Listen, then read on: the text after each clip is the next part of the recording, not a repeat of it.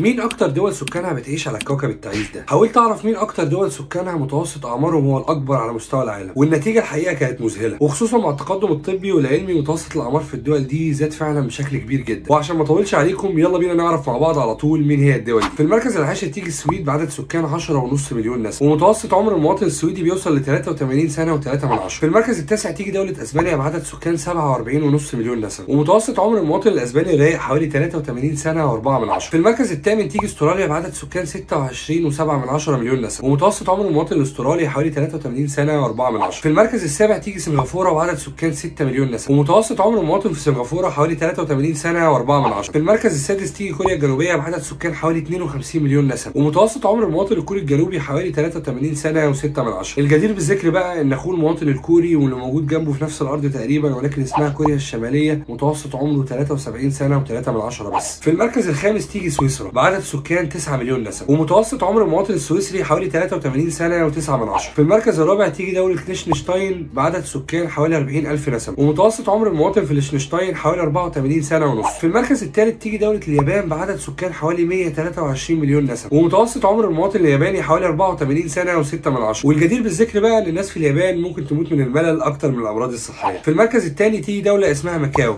بعدد سكان 700,000 نسمه، ومتوسط عمر المواطن هناك حوالي 85 سنه ونص. في المركز الاول تيجي مدينه هونج كونج الرائده في كل شيء حتى متوسط الاعمار، وعدد سكان هونج كونج بيوصل ل 7.5 مليون نسمه تقريبا، ومتوسط عمر المواطن في هونج كونج هو الاعلى في العالم حوالي 85 سنه و7 والبيانات دي كلها بقى طبقا لموقع worlddata.info. وكالعاده عندي سؤال متوقع جدا في نهايه الفيديو، يا ترى متوسط الاعمار بالنسبه للمواطن المصري وصل لكام سنه؟ ومصر اصلا واخده المركز الكام في التصنيف ده؟ يا ريت تشاركونا بارائكم وتعليقاتكم في الكومنتات، ولو كملت الفيديو لحد هنا فشكرا جزيلا ليك. السلام عليكم.